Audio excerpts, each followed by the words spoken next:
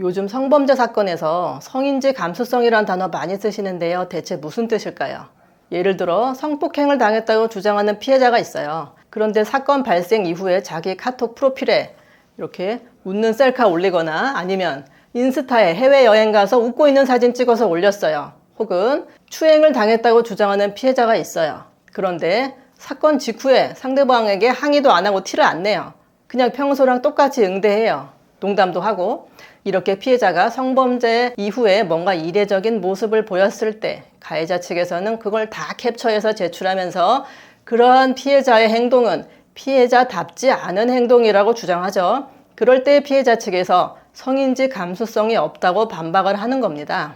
사람은 다 다르고 상황도 다 다른데 통상적인 피해자다움이라는 게 있냐는 거예요. 사람이 24시간 슬퍼하고 있냐는 거예요. 상대방과의 사회적 관계 때문에 바로 항의 못할 수도 있지 않느냐는 겁니다. 결국에 성인지 감수성이라는 거는 풀어서 말하면 피해자의 눈높이에서 사건을 바라보고 이해해야 한다는 개념이에요. 피해자가 좀 납득하기 어려운 행동을 했더라도 피해자의 맥락에서 그렇게 행동할 만한 사정이 있었는지 이해를 해보자는 거예요. 성인지 감수성이 이제 유명해진 게 2018년 성희롱에 대한 대법원 판결에서 처음 언급을 해서인데요. 피해자가 바로 신고하는 사람이 사실 많지 않다. 2차 피해에 대한 두려움으로 피해 사실을 즉시 신고하지 못하는 경우도 있고, 다른 피해자가 문제 제기하는 걸 보고 나서 또는 누군가의 신고 권유를 계기로 신고하는 경우도 있다는 거죠. 따라서 성희롱 피해자가 처한 특별한 사정을 고려하지 않은 채 피해자 진술의 신빙성을 가볍게 배척해서는 안 된다. 일부 모순되는 부분이 있더라도 진술 내용이 거짓이라고 속단해서는 안 된다는 취지의 성인지 감수성을 최초로 언급한 판례입니다. 성범죄 피해자 쪽으로 무게 중심이 기우니까 이제 균형을 서로 잡아주기 위해서 그런지 모르겠지만 2024년에 성인지 감수성을 남용해서는 안 된다는 취지의 대법원 판결이 또 나왔어요.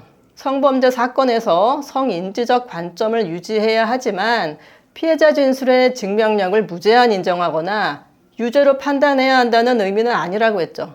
피해자 진술이 유일한 증거인 사건에서는 의심을 할 여지가 없을 정도로 확실한 경우가 아니라면 피고인의 이익으로 판단해야 한다는 겁니다. 최근 실무를 보면 아예 재판까지 가기도 전에 이 2024년 대법원 판례를 원용을 하면서 아예 불송치되는 경우가 실무상 급증하고 있습니다. 2023년 법원 도서관이 발간한 젠더법 실무연구에는 젠더법 연구회에서 활동하는 법관들의 논문이 수록되어 있는데요. 그 중에 성인지 감수성에 대한 내용을 보면요. 피해자가 처한 특수한 상황적 맥락을 고려할 때 그 이례적인 행동의 이유가 설명될 수 있는지 여부가 매우 중요하다는 겁니다.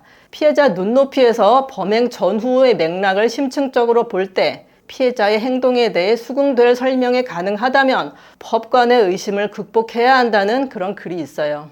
이 주장에 따르면 피해 직후 신고하지 않았다는 사정, 사건 이후에도 가해자와 지속적으로 연락을 유지했다는 사정만으로 피해자 진술의 신빙성을 배척해서는 안 된다는 거예요.